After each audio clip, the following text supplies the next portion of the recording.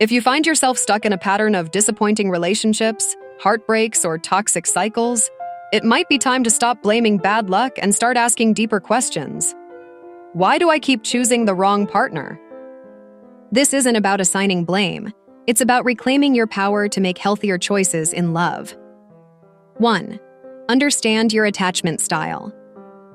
Many people unknowingly choose partners based on unresolved wounds from childhood. If you have an anxious attachment style, you might chase emotionally unavailable people, trying to earn their love. If you're avoidant, you might choose people who need fixing so you can maintain control and avoid vulnerability. Recognizing these patterns is the first step toward changing them. Ask yourself, am I seeking love or familiarity? Sometimes we confuse the chaos we grew up with for passion. That trauma bond might feel exciting, but it's not healthy. 2. Get clear on what you actually want. Too many people enter relationships without clarity. They focus on chemistry, attraction, or superficial traits without digging deeper into values, emotional maturity, and compatibility. You can be wildly attracted to someone who is entirely wrong for your long-term happiness. Make a list, not of superficial qualities, but of core values: kindness, accountability, emotional intelligence, mutual respect. If someone can't meet those standards, no amount of physical chemistry will sustain the relationship. 3. Stop ignoring red flags. Red flags are not invitations to prove how loyal you are. If someone lies, manipulates, avoids accountability, or disrespects your boundaries early on, those are not quirks. They are signs of emotional unavailability or immaturity. The longer you stay, the more those patterns will hurt. The truth is, we often see the red flags. We just hope we're wrong. We think love will fix it. It won't. Love cannot exist without safety and respect. You don't need to stay to see how bad it can get. You're allowed to walk away the moment someone shows you they can't meet you where you are. 4. Heal before you choose again. You can't choose the right partner if you're still bleeding from the last one. Jumping into a new relationship without healing will only repeat the cycle with a different face. Take time to be alone. Not lonely, but grounded. Learn who you are without needing to be needed. Get comfortable with your own company so you don't settle for someone just to fill a void. Healing doesn't mean becoming perfect. It means becoming aware of your needs, your triggers, and your patterns.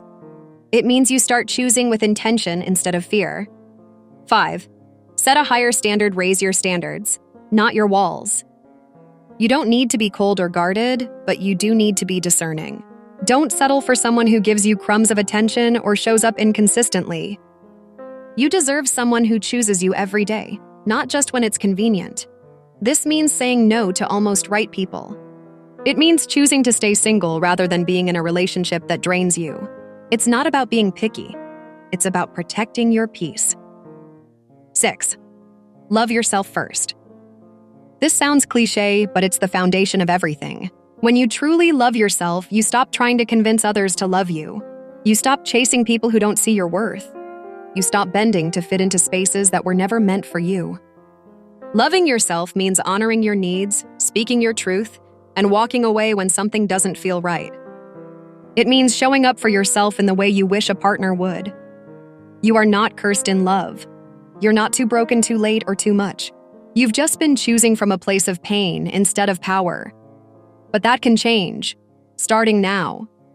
Stop choosing the wrong partner by choosing yourself first.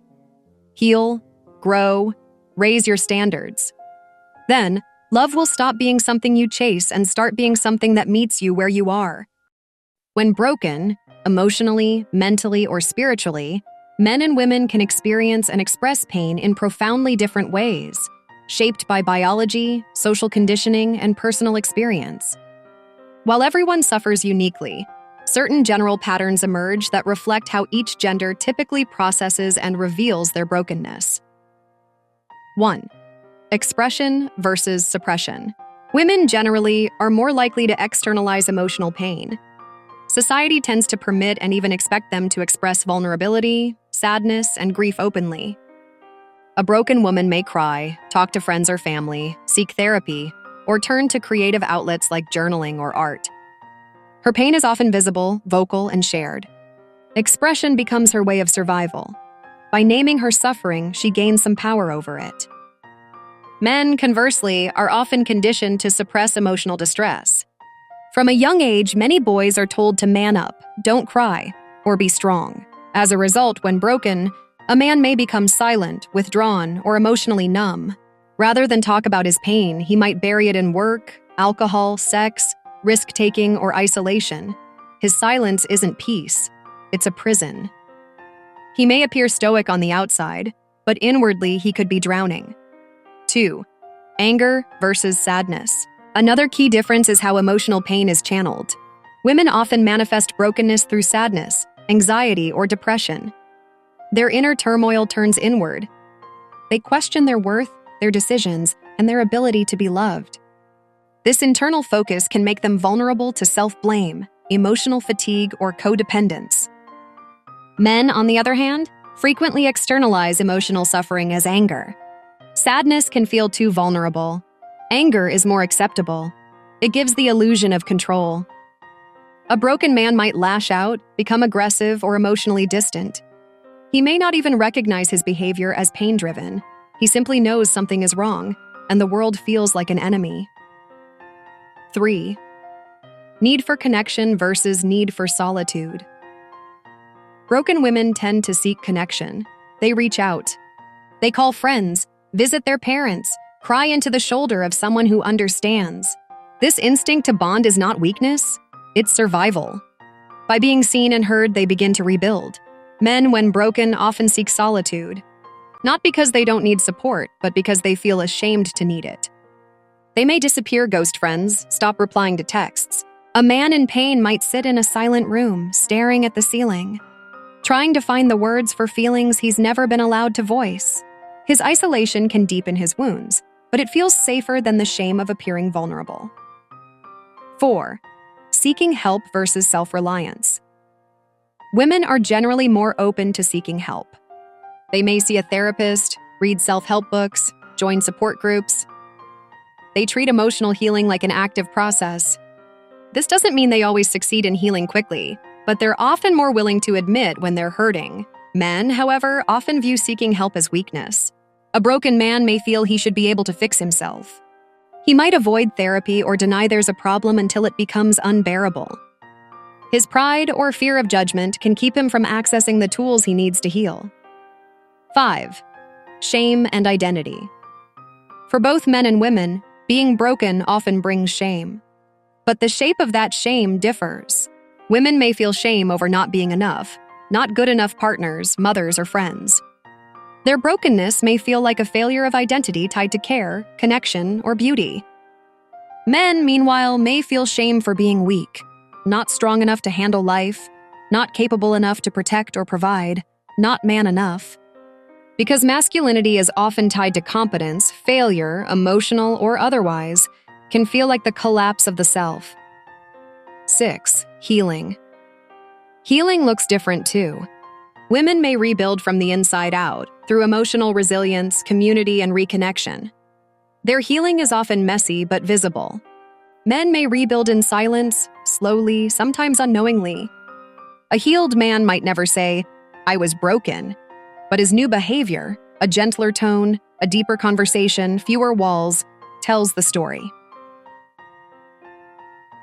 Final thoughts. When broken, men and women often live in different emotional languages. One cries while the other clenches his jaw. One reaches out, the other retreats. Neither path is inherently better or worse. They are simply shaped by different forces. What matters is understanding. Brokenness is human, not gendered. And healing begins when we allow one another the space to hurt in our own way and the grace to recover without shame. She's gone. Let go. Move on. She's now in the past.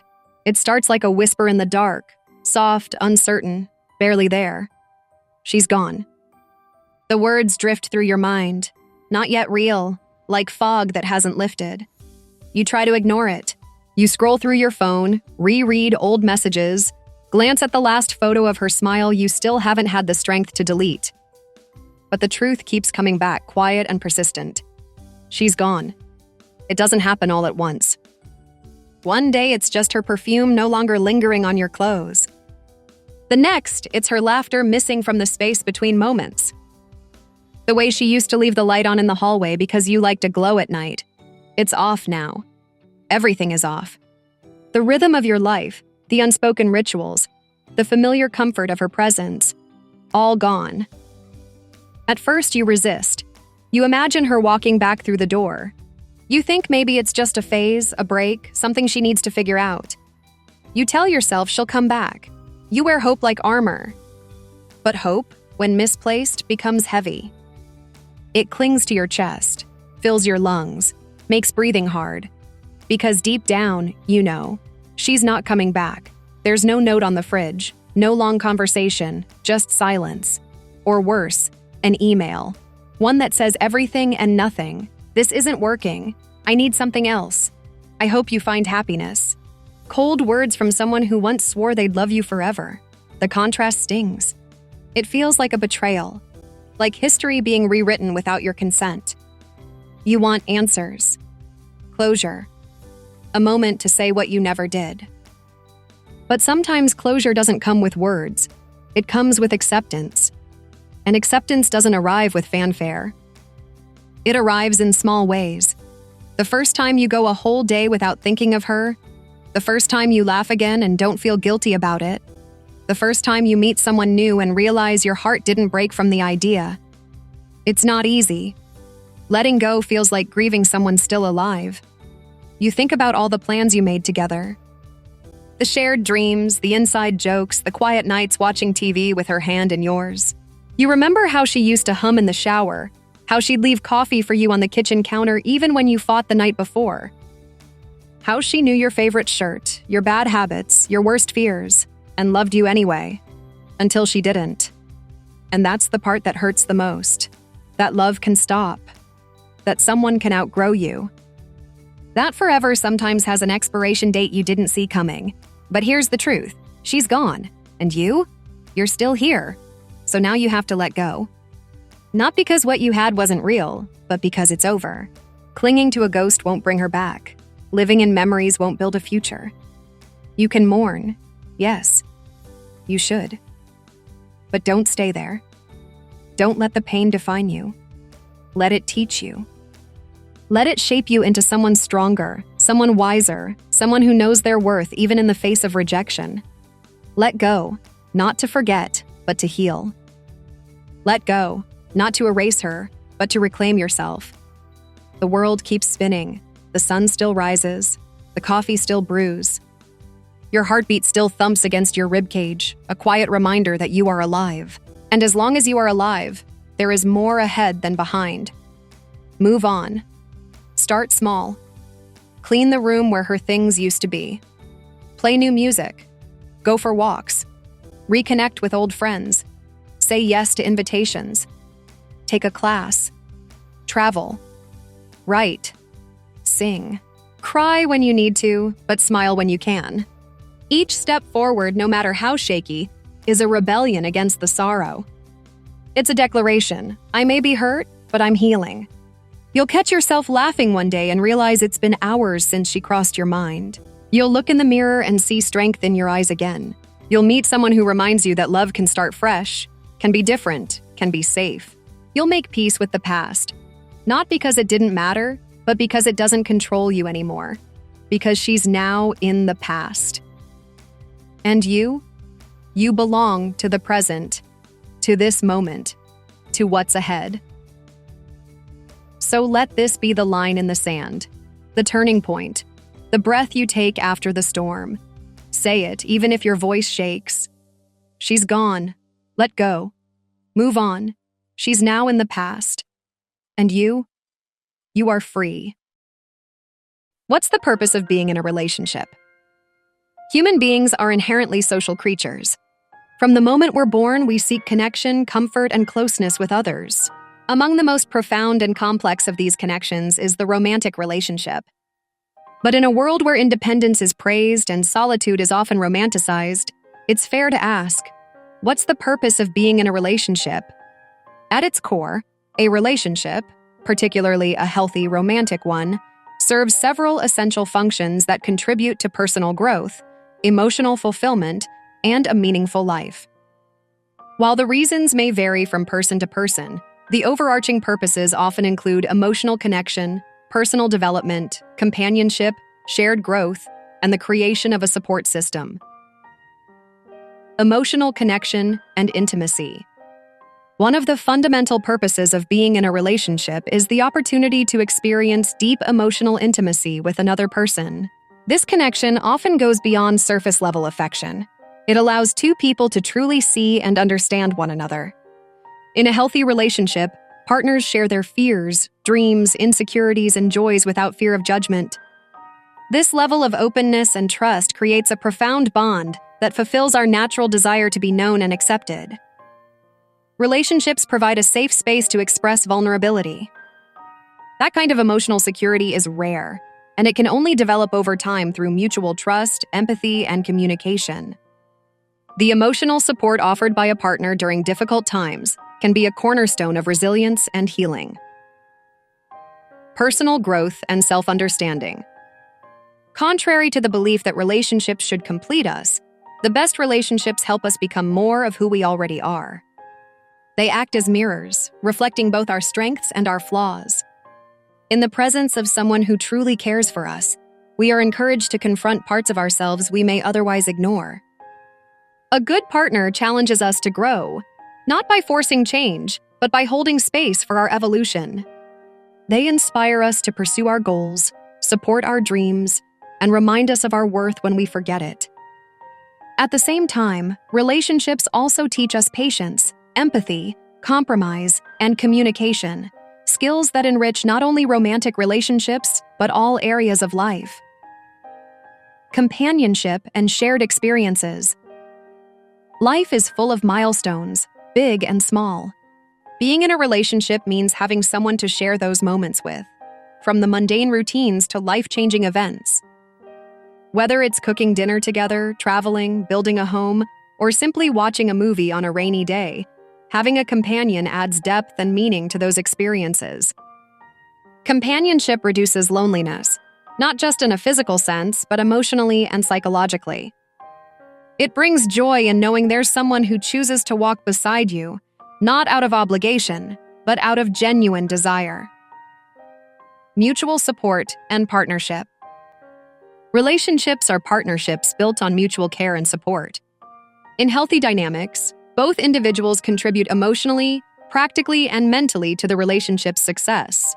When life presents challenges, be it financial troubles, health issues, or personal setbacks, having a supportive partner can make the burden lighter. It's not about having someone to fix things, but rather having someone who will stand by you as you face them. A relationship built on mutual support doesn't demand perfection. It creates space for two imperfect people to help each other grow stronger. Love, joy, and physical connection. Love is perhaps the most celebrated reason people seek relationships. Romantic love brings passion, affection, desire, and a unique emotional fulfillment that can be hard to replicate in other forms of relationships. Physical intimacy, when rooted in emotional closeness, strengthens the bond between partners, fosters trust, and nurtures a sense of closeness. Beyond physical connection, being in love often elevates one's overall well-being. Studies have shown that people in healthy relationships tend to live longer, experience less stress, and have lower rates of depression and anxiety. Creating a future together. Many people enter relationships with a vision for the future, whether that includes building a family, traveling the world, or simply growing old together. Sharing goals and dreams adds purpose and direction to life. Building a shared life requires cooperation, vision, and commitment, traits that are deepened through partnership. The future might be unpredictable, but having someone to plan, dream, and adapt with can make the journey feel more meaningful and secure. Conclusion. The purpose of being in a relationship is not to escape loneliness, fill a void, or fix personal problems. Instead, it's about mutual enrichment, two people coming together to share life, support each other, and create a space where love lives. Stop doing this if you want to be happy in that relationship. Relationships thrive on trust, communication, and emotional safety. But too often, people sabotage their happiness by repeating harmful patterns, sometimes without even realizing it. If you want to build a fulfilling, healthy relationship, there are some habits you absolutely must let go of. Below are some of the most common and damaging behaviors that ruin relationships from the inside out. If you recognize yourself in any of these, don't panic. Awareness is the first step toward change. But if you truly want happiness in your relationship, it's time to stop doing the following. 1. Stop expecting your partner to read your mind. No one is a mind reader, not even the person who knows you best. Expecting your partner to automatically know what you need or how you feel sets both of you up for frustration. Instead of hoping they'll just get it, speak up. Clearly communicate your needs, boundaries, and desires. Happiness grows in relationships where both people feel seen, heard, and understood. And that begins with open, honest dialogue. 2. Stop comparing your relationship to others. Comparison is a silent killer of contentment. Whether it's Instagram couples showing off perfect vacations or friends boasting about their partners, remember, you're only seeing the highlight reel. Every relationship has its own rhythm and struggles. Constantly measuring yours against someone else's creates pressure, dissatisfaction, and unrealistic expectations. Focus on growing together, not measuring up to others. 3. Stop keeping score. Relationships aren't competitions. If you're tallying every time you did something nice, or remembering every mistake your partner made, you're creating a hostile emotional environment. Love isn't transactional. If you're doing things with the expectation of getting something in return, or constantly reminding your partner of your sacrifices, you're eroding trust and goodwill. Give because you care, not because you're keeping track. 4. Stop bottling up your feelings. Pushing your feelings down doesn't make them disappear. It just delays the explosion. Whether it's resentment, sadness, or frustration, unspoken emotions build walls between partners. Emotional suppression leads to distance, misunderstanding, and eventual blow-ups. Learn to express your feelings in calm, respectful ways. Vulnerability is scary, but it's also the gateway to real intimacy. 5. Stop taking your partner for granted. It's easy to get comfortable, but comfort shouldn't breed neglect. The little things you did at the start, like listening closely, saying thank you, or planning thoughtful surprises, still matter. If you stop showing appreciation, affection, and effort, your partner may start to feel invisible or unloved. A happy relationship requires consistent care, even and especially when life gets busy. 6. Stop avoiding difficult conversations. Conflict is inevitable, but how you handle it defines the quality of your relationship. Avoiding tough talks might keep the peace temporarily, but it also creates a surface-level connection. Healthy couples learn to have uncomfortable conversations without tearing each other down. Whether it's about money, sex, boundaries, or long-term goals, speak the truth with compassion, not fear. 7. Stop trying to fix or control your partner. You fell in love with your partner for who they are, not for who you hope they might become.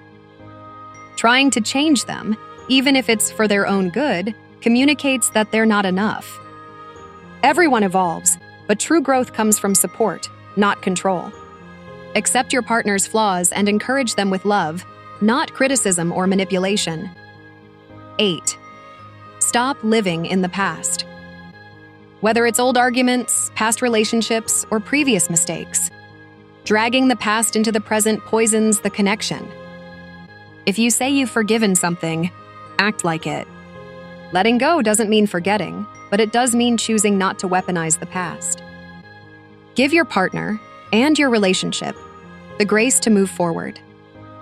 9. Stop neglecting yourself. Ironically, one of the most self-sabotaging things you can do in a relationship is to lose yourself. When your entire identity revolves around your partner, resentment and imbalance eventually set in. Maintain your hobbies, friendships, and goals. A happy relationship is made up of two whole individuals, not one person orbiting the other.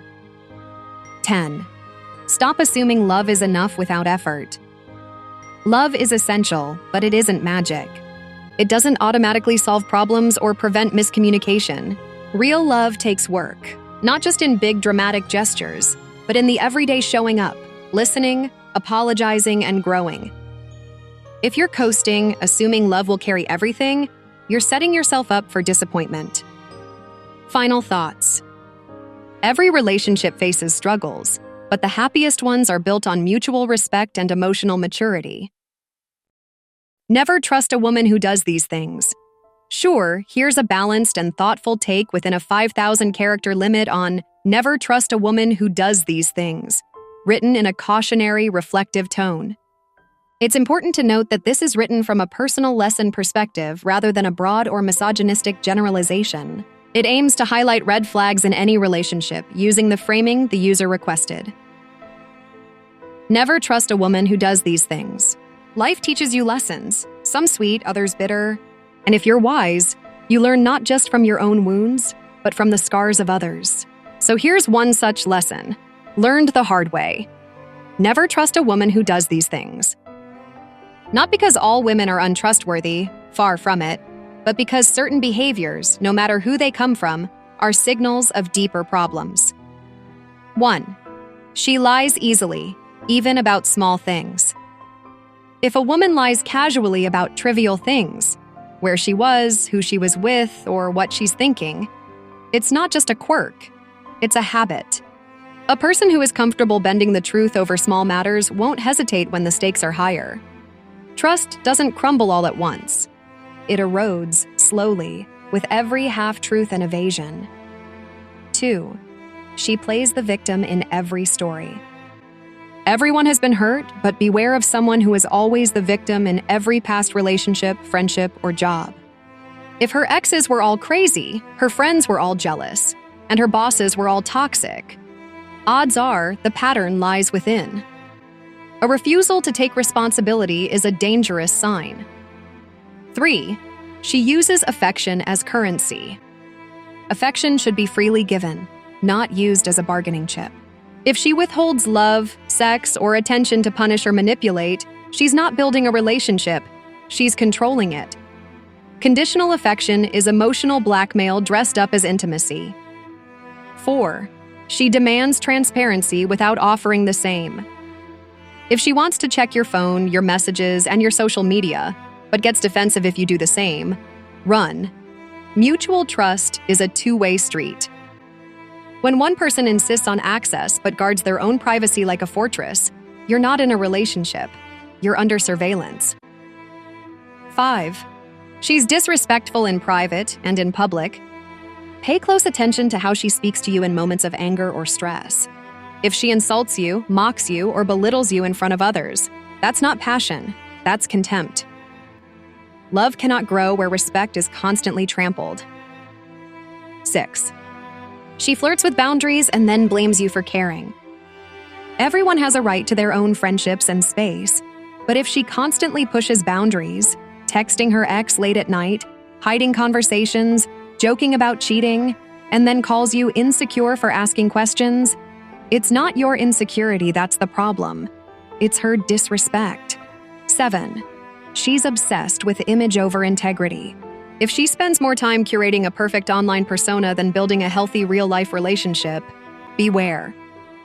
When appearances matter more than authenticity, you become part of her brand, not her life.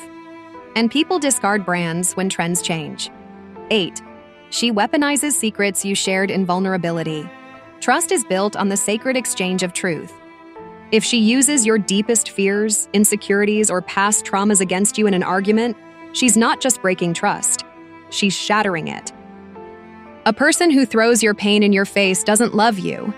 They just want to win. 9. She avoids accountability. Like the plague. Does she apologize? Ever? Or is it always someone else's fault? A woman who can't say I was wrong will never grow, and without growth, there's only stagnation or decay. Accountability is the soil where real love can take root. 10. She's a chameleon in every new relationship. If she changes her values, appearance, or interests based on whoever she's dating, she doesn't know herself. And that's dangerous. A relationship should be two whole people growing together, not one person morphing into what she thinks you want. These red flags don't mean someone is inherently evil or beyond redemption. People are messy. We all have our moments of weakness and insecurity.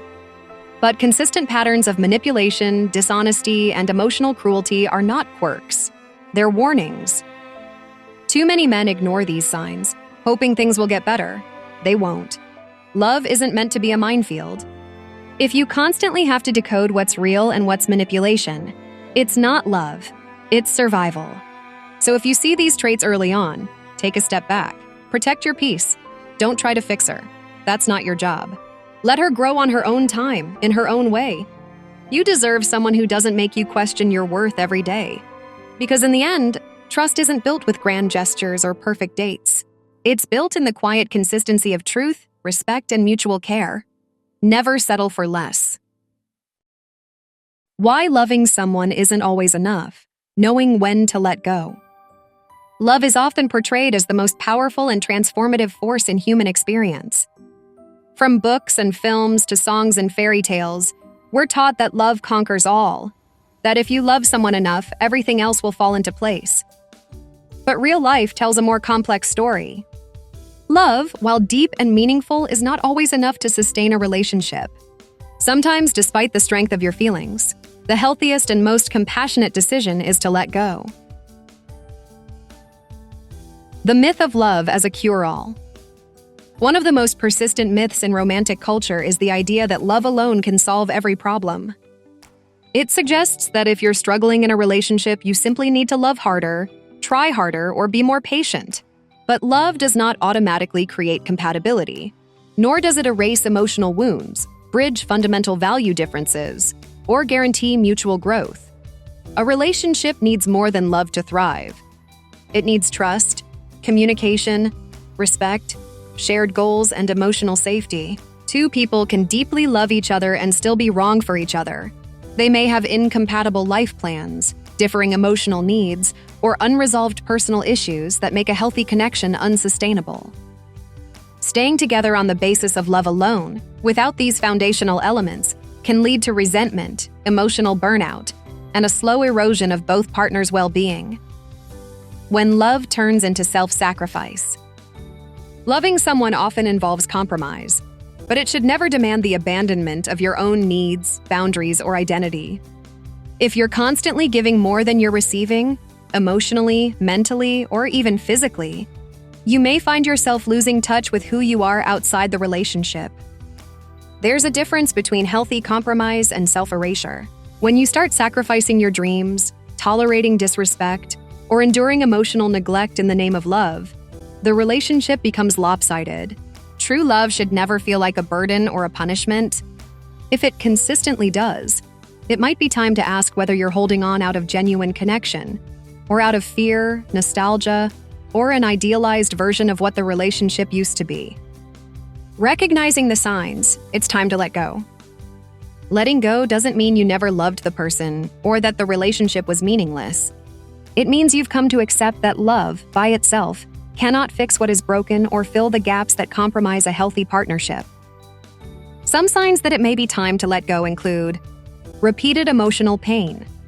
If the relationship leaves you feeling anxious, sad, or drained more often than it brings you joy or comfort, that imbalance is unsustainable. Lack of growth. If one or both partners are stagnating, personally or as a couple, it could indicate that the relationship is holding you back rather than helping you evolve. Unresolved issues. Patterns of conflict, mistrust, or emotional distance that go unresolved despite multiple attempts to improve things are signs of deeper incompatibilities. Differing visions of the future. If your long-term goals, values, or dreams no longer align and compromise isn't possible, staying together may mean denying yourselves the lives you truly want. Loss of self. When you start questioning your self-worth, your identity, or your autonomy because of the relationship, the cost of staying outweighs the comfort of love. The courage to let go. Ending a relationship with someone you still love can feel like a betrayal of that love. But in truth, It can be the most respectful and loving decision you can make for both yourself and the other person. Letting go doesn't negate the bond you shared. It honors it by acknowledging reality and refusing to force something that no longer works. Letting go requires courage, the courage to face uncertainty, to grieve, and to move forward without a person who once felt essential to your life. But in that space of loss, there is also opportunity. Opportunity to rediscover yourself, to heal, and to eventually open your heart to a relationship that doesn't just survive on love, but thrives on mutual support, understanding, and compatibility. Love isn't always the ending. In stories, love often marks the beginning of forever. In life, sometimes love is just one chapter in a larger narrative. And while it may not have a fairy tale ending, it can still be meaningful, valuable, and transformative. Knowing when to let go isn't about giving up. It's about recognizing that your well-being, peace, and growth matter just as much as the love you give. It's about choosing truth over fantasy and freedom over fear. Love is beautiful, but love alone isn't always enough, and that's okay. Sometimes, the greatest act of love is to set someone free, and in doing so, free yourself. Don't look for a firecracker, look for a fireplace. In today's world, where instant gratification is glorified and attention spans are short, it's easy to get caught up in the pursuit of passion that bursts brightly and burns out just as quickly. Social media, movies, and even music often romanticize the spark, that explosive attraction that feels like fireworks. But real love, lasting love, is rarely about explosive moments. It's more about slow-burning warmth, like a fireplace, steady, comforting, and enduring. The illusion of the firecrackers are exciting. They dazzle us, light up the sky, make our hearts race. That's the feeling many chase when they think of love. Butterflies, obsession, drama, intense chemistry. And at the start, it does feel magical. The honeymoon phase can mimic a firework display, exhilarating and intoxicating. But like firecrackers, those feelings can be fleeting. Once the bang is over and the smoke clears, what remains? Too often, people mistake those temporary highs for true connection. When the intensity fades, as it naturally will, some conclude that the relationship is over or that something is wrong. They chase the next firecracker, repeating the cycle of highs and crashes. The reality is, no relationship can sustain perpetual fireworks, and those who expect that kind of emotional high at all times may miss out on something far more meaningful. The power of the fireplace. A fireplace is different. It doesn't scream for attention. It doesn't explode. Instead, it provides consistent, quiet warmth. It takes time to build, and it requires care, the right logs, consistent tending, and patience. But once it's burning, it becomes a source of comfort, stability, and security. A place you want to return to. In relationships, the fireplace represents commitment, trust, emotional safety, and mutual respect. It's the daily choice to show up for each other, even when things aren't thrilling. It's the comfort of knowing someone sees you fully and stays. It's laughter in the mundane, quiet evenings spent together and shared responsibilities. It's building something that lasts, not just surviving storms, but providing shelter from them. Unlike firecrackers, fireplaces don't burn out overnight.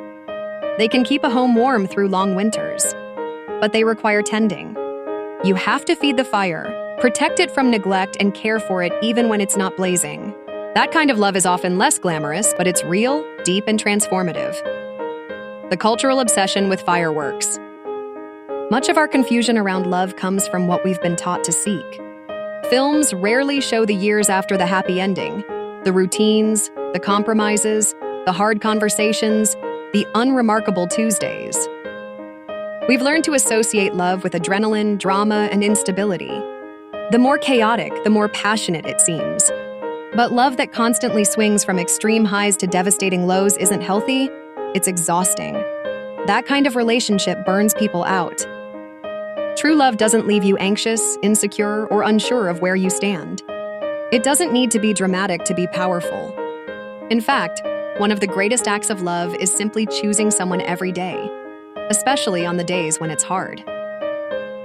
How to build a fireplace in your relationship. Look beyond chemistry. While physical and emotional attraction matter, they're not everything. Seek compatibility in values, communication, conflict resolution, and life goals. The firecracker might be exciting, but the fireplace will keep you warm when the excitement fades. Value emotional safety. A healthy relationship allows both partners to be themselves without fear of judgment or abandonment. When there is safety, vulnerability can flourish, and that's where real intimacy lives. Prioritize consistency over intensity. Instead of chasing big gestures, focus on small daily acts of love. A kind word, a gentle touch, a genuine, "How was your day?" These habits build emotional intimacy and trust over time. Embrace the boring moments. Love isn't just in the grand adventures. It's in folding laundry together, running errands, or sitting in silence while reading.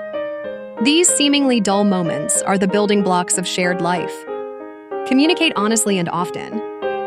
Don't wait for issues to explode. Talk about feelings early and often. A strong fireplace is built on openness and a willingness to repair after conflict. Tend to the fire together. Relationships don't run on autopilot. They need care, attention, and effort from both partners. Check in with each other. Keep learning about each other. Keep choosing each other. The choice is yours. You can chase firecrackers for a lifetime and you might enjoy the thrill briefly. But you'll likely end up cold when the light fades. Or you can build a fireplace with someone. It won't always be exciting and it won't always be easy, but it will be real.